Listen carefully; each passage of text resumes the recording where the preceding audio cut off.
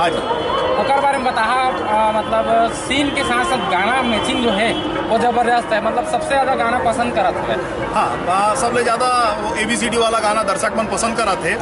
और ऐसे है जिन मन ये फिल्म ला नहीं देखे हुई वो मन ला बताना चाहता हूँ कि ABCD सीखे के बहुत बढ़िया तरीका हमारे पिक्चर के ये गाना हवा है।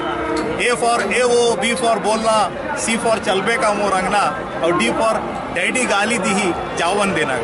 ता ऐसे होते कि एक पिक्चर में गाना जेन रही, गाना कभी भी फिल्म में अलग से नहीं आना चाहिए। मोर ऐसे मानना है गाना ऐसा होना चाहिए जेन पिक्चर के कहानी ला आगू बढ़ाए। ता हमारे ये फिल्म में जब का गाना है सब ऐसा गाना है जिन फिल्म के कहानी में अवरोध नहीं डालते बल्कि कहानी ला आगू बढ़ाते। ता ओकरे अंतर्गत ये गाना बनी से कि ABCD वाला जिन गाना हुआ है जिला देख के अभी जिन मेला में हम आए हैं यहाँ भी और सिनेमा हॉल में भी पब्लिक मन झूमा थे और ताली बजावा थे। ये हमार मेहनत के